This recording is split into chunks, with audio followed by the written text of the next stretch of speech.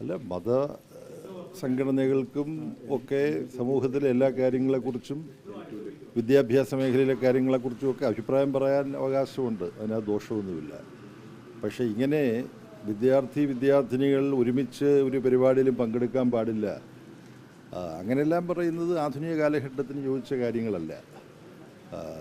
നമ്മൾ ഈ സമൂഹത്തിൽ എല്ലാവരും ഒരുമിച്ചല്ലേ ജീവിക്കേണ്ടത്, എല്ലാ മതത്തിലും പെട്ടവർ ഒരുമിച്ച് ജീവിക്കണം. ഈ സൂംബ നൃത്തമെന്ന് പറയുന്നത് കൊളംബിയ എന്ന് പറയുന്ന ലാറ്റിൻ അമേരിക്കൻ രാജ്യത്തിലെ ഒരു കായികക്ഷമതാ പരിശീലനമൊക്കെ നൽകുന്ന ഒരാൾ യാദൃച്ഛികമായിട്ട് വികസിപ്പിച്ചെടുത്താണ്. ഇത്തരം ലാറ്റിൻ അമേരിക്കൻ ഗാനങ്ങളെയൊക്കെ ആസ്പദമാക്കിയിട്ട് കൂടി കായികക്ഷമത വർദ്ധിപ്പിക്കാനുള്ള ശാരീരിക വ്യായാമങ്ങൾ ചെയ്യാം. അത് വളരെ പോപ്പുലറായിട്ടുണ്ട്, വളരെ വ്യാപകമായിട്ടുണ്ട്. ഞാനിതിനെക്കുറിച്ച് ഈ വിവാദത്തെ തുടർന്ന് മനസ്സിലാക്കാൻ ശ്രമിച്ചപ്പോൾ 150-ലധികം രാജ്യങ്ങളിൽ ഇത് സ്വീകരിക്കപ്പെട്ടിട്ടുണ്ട്. അപ്പം കുഞ്ഞുങ്ങൾ നല്ല മനസ്സിൽ കരുത്തുള്ളവരും ശരീരത്തിൽ കരുത്തുള്ളവരുമായിട്ട് വരണം. ആൺകുട്ടികളും പെൺകുട്ടികളുമൊക്കെ പരസ്പരം ഇടപഴകിയും മനസ്സിലാക്കിയും വളരണം. അപ്പോഴാണ് സമൂഹത്തിൽ കുറ്റകൃത്യങ്ങൾ ഒഴിവാകുന്നത്. സംസ്കാര സമ്പന്നമായ ആധുനികമായൊരു സമൂഹമായിട്ട് ഭാവി തലമുറ വളരുന്നത്. നമ്മൾ 21-ാം നൂറ്റാണ്ടിലാണ് ജീവിക്കുന്നത്.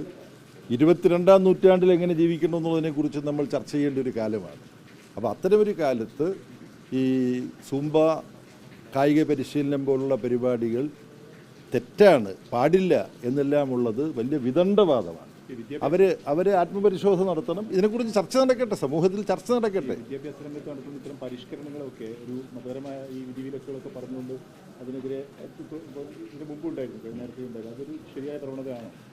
മതം വിദ്യാഭ്യാസവുമായി ബന്ധപ്പെട്ട കാര്യങ്ങളിൽ ആജ്ഞാപിക്കാൻ പുറപ്പെടരുത്. അവർക്ക് അഭിപ്രായം പറയാം, ഇതാണ് നല്ലത്, ഇത് മോശമാണ്. പക്ഷേ ഒരു ആധുനിക മതനിരപേക്ഷ ജനാധിപത്യ രാഷ്ട്രത്തിൽ മതം വിദ്യാഭ്യാസത്തിൽ നിന്ന് മാറി നിൽക്കണം. എന്നാൽ മതത്തിന് മതാചാരപ്രകാരമുള്ള വിദ്യാഭ്യാസം അവർക്ക് പ്രത്യേകം നൽകാം. ഓരോ മതത്തിൻ്റെയും സംഘടനകളും സ്ഥാപനങ്ങളും അവർക്ക് തങ്ങളുടെ മതത്തിൽ വിശ്വസിക്കുന്ന പുതിയ തലമുറയിൽപ്പെട്ടവർക്ക് മതപരമായ വിദ്യാഭ്യാസം നൽകാനുള്ള അവകാശമുണ്ട്, അത് പ്രത്യേകം നടത്തണം. പൊതുവിദ്യാഭ്യാസം എന്ന് പറയുന്നത് ഒരു മതനിരപേക്ഷ ജനാധിപത്യ രാഷ്ട്രത്തിന് അനുയോജ്യമായ വിധത്തിലുള്ള വിദ്യാഭ്യാസമായിരിക്കണം ഗവൺമെൻറ് നൽകുന്നത്. മതസ്ഥാപനങ്ങൾക്ക് പ്രത്യേകം നടത്താം, ഇത്രയും മതിയല്ലോ. ഈ വിഷയത്തില് ഇപ്പം പറയുന്ന പ്രധാനപ്പെട്ട പരാമർശം എന്ന് പറയുന്നത് അല്പവസ്ത്രം ധരിച്ച് ആൺ പെൺ ഇടകലർന്ന് എന്നുള്ളതൊക്കെയാണ്. അപ്പം മന്ത്രി തന്നെ നേരത്തെ വ്യക്തമാക്കി സ്കൂൾ യൂണിഫോമിൽ തന്നെയാണ് വിദ്യാർത്ഥികൾ ഇത് പരിശീലിക്കുന്നത്.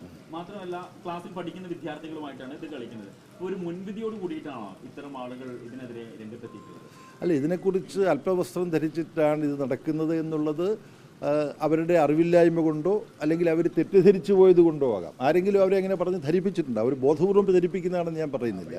ആ തെറ്റിദ്ധാരണ മാറും എന്നാണ് വിചാരിക്കുന്നത്. പിന്നെ ആൺകുട്ടികളും പെൺകുട്ടികളും എല്ലാം ഒരുമിച്ചാണല്ലോ ഇപ്പോൾ സ്കൂളിൽ പഠിക്കുന്നത്, സ്കൂളിലും കോളേജിലും പഠിക്കുന്നത്.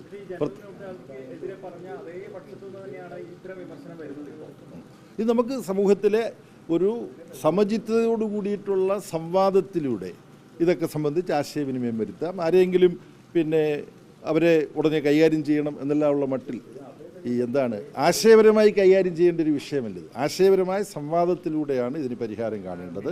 ശിവൻകുട്ടി പറഞ്ഞത് ഇത്തരം ചില സംഭവങ്ങൾ അത് ഭൂരിപക്ഷ വർഗീയതയാണ് വർദ്ധിപ്പിക്കുക എന്ന കാര്യം കൂടി എടുത്തു പറഞ്ഞത്.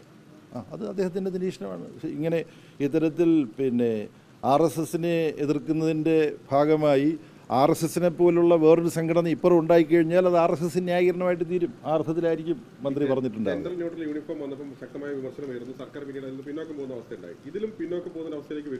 അതെല്ലാം ഗവൺമെൻറ് പറയേണ്ട കാര്യങ്ങളാണ്, ഞാൻ അതിനകത്ത് അഭിപ്രായം പറയേണ്ട കാര്യമില്ല.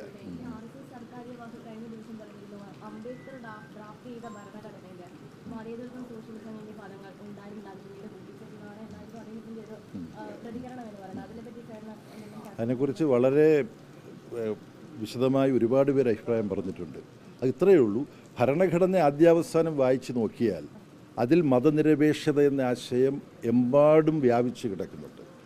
സമത്വപൂർണമായൊരു സമൂഹത്തിലേക്കാണ് നമ്മൾ പോകേണ്ടത് എന്ന ആശയവും ഭരണഘടനയിൽ ഒരുപാട് അനുച്ഛേദങ്ങൾ നമുക്ക് കാണാൻ കഴിയും. നിർദ്ദേശക തത്വങ്ങളിലുണ്ട്, എല്ലായിടത്തുമുണ്ട്.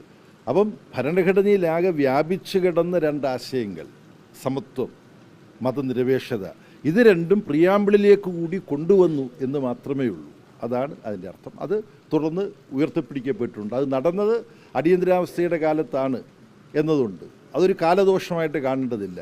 ഏത് കാലത്തും നല്ല കാര്യങ്ങൾ നടന്നാൽ അതിനെ സ്വാഗതം ചെയ്യുകയാണ് വേണ്ടത്. സയൻറ്റിഫിക് ടെമ്പർ, ശാസ്ത്രോന്മുഖത എന്ന ആശയം ഭരണഘടനയിൽ വരുന്നതും അടിയന്തരാവസ്ഥ കാലത്തെ ഒരു ഭേദഗതിയോടുകൂടിയാണ്.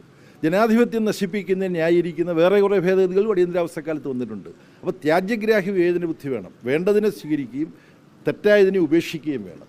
അതാണ് ഇത് സംബന്ധിച്ച് നമ്മൾ എടുക്കേണ്ടത്.